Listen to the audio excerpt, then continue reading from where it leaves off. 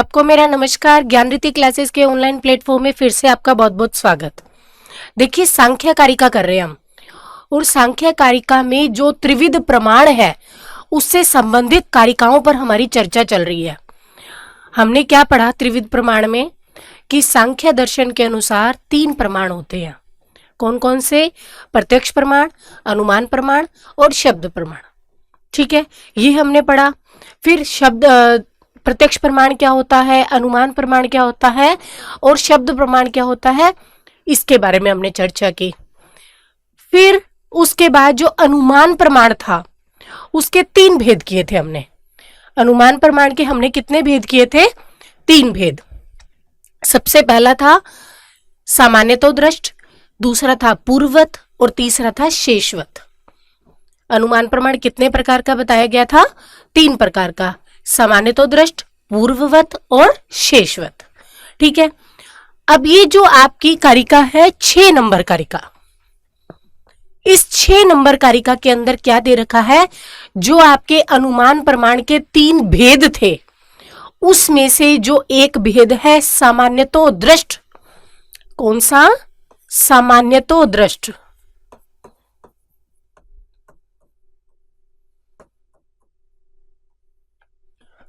अनुमान प्रमाण जो था उसकी चर्चा इस कारिका में की गई है। इस कारिका के दूसरे विद्वानों ने दूसरा अर्थ माना है और कुछ विद्वानों ने कुछ और अर्थ माना है। जो 2 अर्थ इस कारिका के निकलते हैं उन दोनों अर्थों को हम पढ़ेंगे। तो देखिए, अर्थ देखिए, सामान्यतः दृष्टाद अनुमानात, सब में पंचमी विभक्ति है। सब में कौन सी विभक्ति है? पंचमी। यानी कि ये तीनों शब्दों का अर्थ पहले आएगा। क्या? सामान्यतो दृष्ट। सामान्यतः दृष्ट का मतलब हो जाएगा सामान्यतो दृष्ट। पहली बात, सामान्यतः दृष्ट मतलब सामान्यतो दृष्ट। अनुमानात मतलब अनुमान प्रमाण से। सामान्यतो दृष्ट अनुमान प्रमाण से।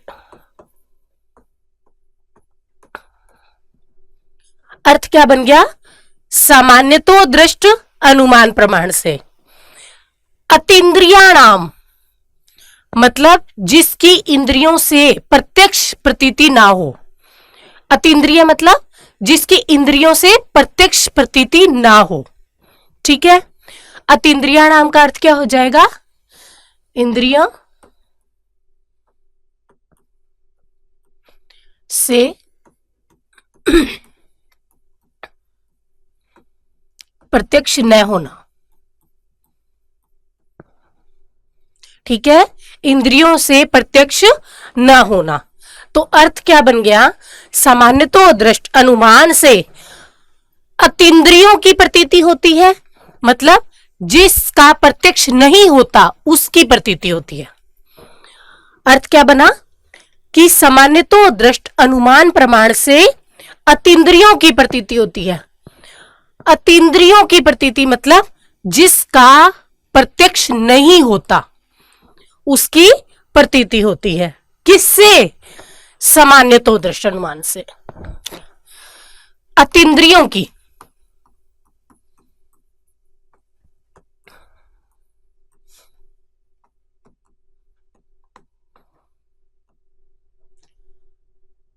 सामान्यतो दृष्ट अनुमान से अतीन्द्रियों की प्रतीति होती है, मतलब इंद्रियों से अप्रत्यक्ष विषयों की। ऐसे लिख सकते हो आप इसको, इंद्रियों से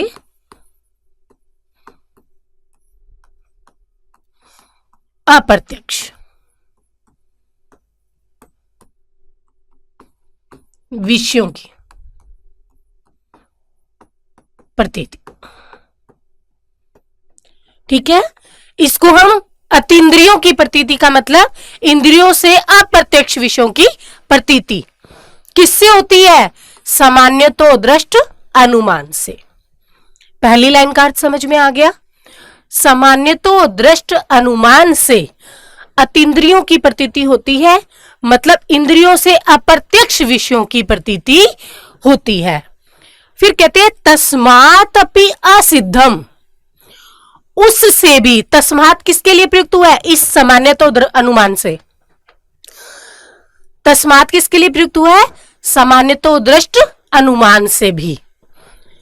तस्मादपि मतलब सामान्यतो दृष्ट अनुमान से भी असिद्धम, जिसकी सिद्धि नहीं होती। समझ आ रही हो?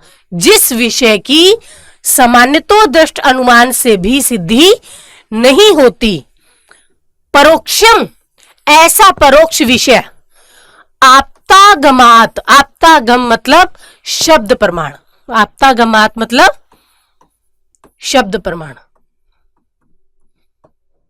ऐसे परोक्ष विषय की शब्द प्रमाण से सिद्धि हो जाती है। आया अर्थ समझ में? तो क्या कहा? सामान्यतो दृष्ट अनुमान से अतीन्द्रियों की प्रतीति होती है। अतीन्द्रियाणाम प्रतीति, अतीन्द्रियों की प्रतीति होती है, मतलब जिसका इंद्रियों से प्रत्यक्ष नहीं होता, ऐसे विषयों की प्रतीति होती है। मतलब कि इंद्रियों से जिसका प्रत्यक्ष नहीं होता, जैसे कि पर्वत के अंदर, पर्वत के नीचे आग जल रही है, उसका हमें प्रत्यक्ष प्रतीति नहीं हो रही, हमें तो सिर्फ धुआं हमें तो सिर्फ क्या दिख रहा है? धुआं दिख रहा है, आग नहीं दिख रही ना, सिर्फ क्या दिख रहा है? धुआं दिख रहा है। तो अग्नि की जो प्रतीति है वो प्रत्यक्ष रूप से नहीं होती, तो वहां कौन सा अनुमान प्रमाण हो जाता है? सामान्यतो दृष्ट अनुमान। समझ आ गई बात? फिर कहते हैं कि सामान्यतो दृष्ट अनुमान से जिसकी सिद्धि नहीं होती, जो सामान्यतो दृष्ट अनुमान से सिद्ध नहीं होता, उसको उस परोक्ष विषय की प्रतीति या सिद्धि किससे होती है? आप्तागमात से, मतलब शब्द प्रमाण से। किससे? शब्द प्रमाण से। आगे समझ में? ये थी हमारी छठी कारिका। अब इसका दूसरा जो अर्थ विद्वानों ने निकाला है वो देखें। देखो, दूसरा अर्थ इसका निकलता है सामान्यतः दृष्टात। सामान्यतः मतलब सामान्य रूप से, दृष्टात मतलब प्रत्यक्ष से, सामान्य रूप से दृष्टात। दृष्ट मैंने आपको पहले भी बताया था किसके लिए प्रयुक्त होता है? प्रत्यक्ष प्रमाण के लिए। सामान्यतः सामान्यतः दृष्टात मतलब प्रत्यक्ष प्रमाण से, सामान्यतः प्रत्यक्ष प्रमाण से जो प्रतीत नहीं होता, सामान्यतः प्रत्यक्ष प्रमाण से जिसकी प्रतीति नहीं होती, अनुमानात प्रतीति, उसकी अनुमान से प्रतीति हो जाती है। दूसरा अर्थ निकल रहा है ये कि सामान्यतः प्रत्यक्ष प्रमाण से जिसकी प्रतीति नहीं होती, ऐसे अतीन्द्रिय विषयों की प्रतीति, ऐसे अतीन्द्रिय विषयों की प्रतीति किससे हो जाती है? अनुमान से हो जाती है। आ रहा है समझ में? सामान्यतः दृष्टात मतलब प्रत्यक्ष प्रमाण से जिसकी प्रतीति नहीं होती, ऐसे अतीन्द्रिय विषयों की प्रतीति अनुमान से हो जाती है।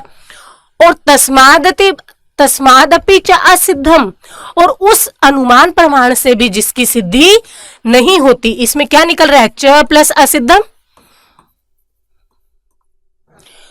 और उस अनुमान से भी जिसकी सिद्धि नहीं होती, उस प्रत्यक्ष परोक्ष विषय की सिद्धि किससे हो जाती है? शब्द प्रमाण से। यानी कि इन्होंने कहा प्रत्यक्ष प्रमाण से जो असिद्ध अप्रतीति हो जिसकी, उसकी प्रतीति किससे हो जाएगी? उसकी प्रतीति किससे हो जाएगी? अनुमान प्रमाण से। और जिसकी प्रतीति अनुमान प्रमाण से भी नहीं हो रही, ऐसे प्रत्यक्ष विषय की प्रतीति किससे हो जाएगी? शब्द प्रमाण से। आए बात समझ में? प्रत्यक्ष प्रमाण से जिसकी प्रतीति नहीं हो रही, उसकी प्रतीति होगी अनुमान से, और अनुमान से भी जिसकी सिद्धि नहीं हो रही, उसकी सिद्धि किससे होगी? शब्द प्रमाण से। मैंने आपको एक उदाहरण समझाया था कि एक आम का पेड़ है, एक आम का पेड़ है, उस आम के पेड़ पर मुझे एक मंजरी दिखी, उस आम के पेड़ पर मुझे एक मंजरी दिखी, और उस मंजरी को देख करके मैंने क्या कह दिया कि पूरे पेड़ में मंजरी है। क्या वो मुझे सारे पेड़ की मंजरी दिखाई दी? नहीं, मुझे क्या दिखाई दी? सिर्फ एक मंजरी। मुझे सिर्फ एक मंजरी दिखाई दी, बाकी कोई मंजरी मुझे दिखाई नहीं दी। और उस एक मंजरी को देख करके मैंने क्या कह दिया कि पूरे पेड़ पर मंजरी है। तो ये है अतीन्द्रिय विषय। बाकी की जो मंजरियां मुझे प्रत्यक्ष नहीं दिखाई दी वो हो गए अतीन्द्रिय विषय। उसकी प्रतीति मैंने कैसे की कि बाकी आम के पेड़ पर भी मंजरी है, वो प्रतीति हुई मुझे अनुमान प्रमाण से। मैंने अनुमान लगा लिया, एक मंजरी को देख करके मैंने अनुमान लगा लिया कि बाकी पेड़ पर भी मंजरी है। समझ आ गई अनुमान प्रमाण? तो उदाहरण से समझ आ गया आपको कि एक पेड़ पर, आम का एक पेड़ देखा मैंने, उस आम के पेड़ पर मैंने एक मंजरी देख ली, और उस मंजरी को देख करके जो बाकी की मंजरी मुझे दिखाई नहीं दे रही, और मैंने अनुमान कर लिया कि ये आम का जो पेड़ है ना, उस पूरे पेड़ पर मंजरी है। ये मैंने क्या कर लिया? अनुमान कर लिया। ये क्या विषय हो गया? अतीन्द्रिय विषय, जिसका इंद्रिय से प्रत्यक्ष नहीं होता। आ गई बात समझ में? तो ये है हमारा सामान्यतो दृष्ट अनुमान प्रमाण कह दो, चाहे तीनों प्रमाणों की बात कर दो, दोनों ही अर्थ इस कारिका के निकलते हैं। ठीक है, अब इसमें से प्रश्न क्या बनते हैं? देखो, प्रश्न सबसे पहला तो प्रश्न बन गया कि सामान्यतो दृष्ट अनुमान से किसकी प्रतीति होती है? सामान्यतो दृष्ट अनुमान से किसकी प्रतीति होती है? अतीन्द्रिय विषयों की, अतीन्द्रियाणा। किसकी प्रतीति होती है? अतीन्द्रियों की। पहला प्रश्न। फिर अगला प्रश्न बन गया, अतीन्द्रिय से अभिप्राय क्या है?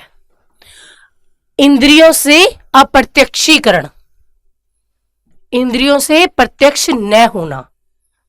अतीन्द्रिय का मतलब क्या हो गया? इंद्रियों से प्रत्यक्ष न होना, विषय का इंद्रियों से प्रत्यक्षीकरण न होना। ठीक है, फिर अर्थ बन गया, अनुमान प्रमाण से जिसकी सिद्धि नहीं होती, उसकी सिद्धि किससे होती है? शब्द प्रमाण से। ठीक है, एक प्रश्न क्या बन गया? जिसकी सिद्धि अनुमान प्रमाण से नहीं होती, मतलब जिस विषय की सिद्धि या जिस विषय का ज्ञान हमें अनुमान प्रमाण से नहीं होता, उसका ज्ञान किससे होता है? शब्द प्रमाण से। ठीक है, आप्तागम क्या है शब्द? आप्तागम। आप्तागम दे रखा है, आप्तागम का क्या अभिप्राय है? शब्द प्रमाण। आप्तागम का क्या अभिप्राय है? शब्द प्रमाण। ये एक प्रश्न बन गया। ठीक है, इस तरीके से ये हमारे प्रश्न बन जाते हैं। एक प्रश्न ये भी बन सकता है, दूसरा जो अर्थ निकाला है हमने, इस दूसरे अर्थ से निकला है कि जिसकी प्रत्यक्ष से प्रतीति नहीं होती, उसकी प्रतीति किससे होती है? अनुमान प्रमाण से। और जिसकी अनुमान से प्रतीति नहीं होती, उसकी प्रतीति किससे होती है? शब्द प्रमाण से। भाई मतलब प्रत्यक्ष से जिसका ज्ञान नहीं हो, उसका ज्ञान हो जाएगा अनुमान से, और अनुमान से भी जिसका ज्ञान नहीं होगा, उसका ज्ञान किससे हो जाएगा? शब्द प्रमाण से। समझ आ गया? तो इनमें से जो जो प्रश्न बनते थे वो मैंने आपको बता दिए हैं, इनको अच्छे से पढ़ लीजिएगा। मिलते हैं अगली कारिका के साथ अगली क्लास में, तब तक के लिए थैंक यू।